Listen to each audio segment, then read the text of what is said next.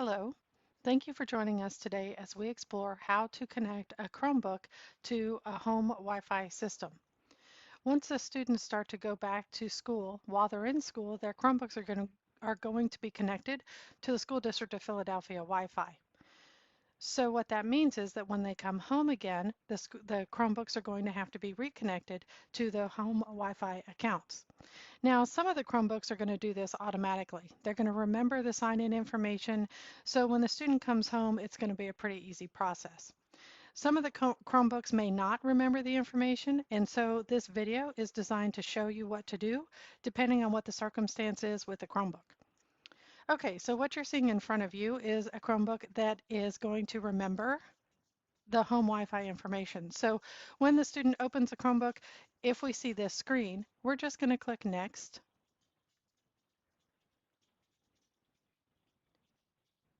And then we're going to put in the student's username and password. Remember, the student name, or I'm sorry, the username is just the student's ID number.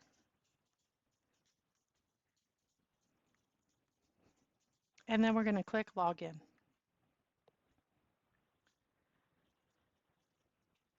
Okay, and then our Chromebook is going to think for a minute.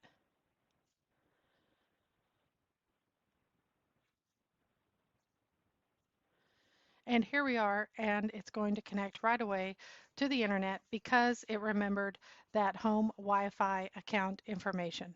So it goes straight to Infinite Campus for us, and the Chromebook is ready to go for the student when it's time for them to use it for their online learning. Okay, so I'm going to click on a different browser here for 1 second. Okay, so then the second scenario is going to be when we open up our screen and we see something that says that there is no internet. So I'm going to swap out Chromebooks very quickly so that we can see what that next step might look like. Okay, so I have changed Chromebooks, and the reason I did this is because there are lots of different types of Chromebooks that students are using in the school district, and so different Chromebooks are going to behave differently depending on what the Chromebook is and how it's communicating with the internet. All right, so here is our situation where we have the screen, the student comes home, opens up their Chromebook, and we see no internet. So what this tells us is that we need to make sure that we connect to the Wi-Fi so that the internet can be accessible.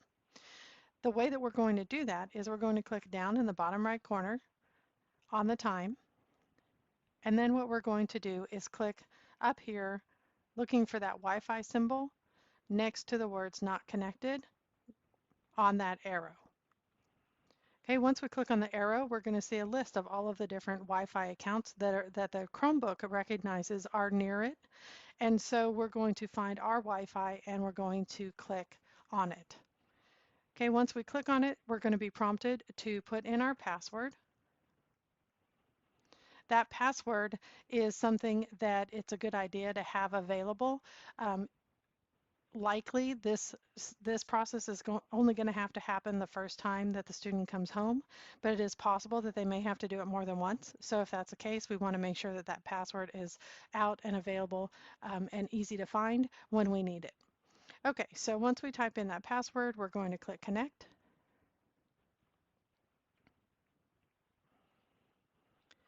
And here we go to Infinite Campus. Okay, so I'm going to change my browser tab very quickly.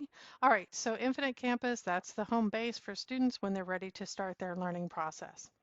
All right, so let's talk about what else could happen. I've shown you two different ways that, or two different things that you may see when the Chromebook comes home with the student. One is that the Chromebook is going to remember the username and password.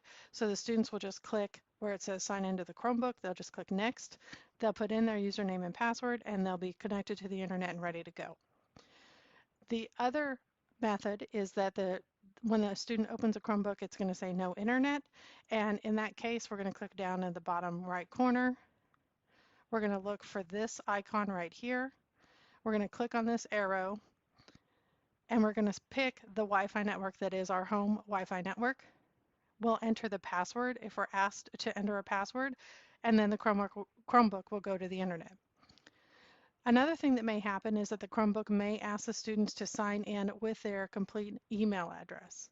Okay, so if that is what shows up when you open your Chromebook, then go ahead and type in the student's PhilaSD email address. That is their username, or I'm sorry, their student number at philasd.org.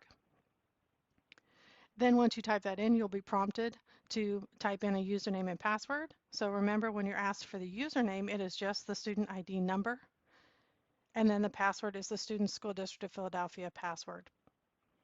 All right, at some point, you're going to be asked to select your Wi-Fi network.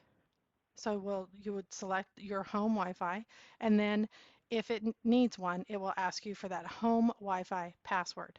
That password will be different than your student's School District of Philadelphia password. Okay, so that's it. Hopefully this video will be helpful to you as you work to reconnect those Chromebooks after the students have been in school so that they can connect again to your home Wi-Fi. Thank you very much for joining us.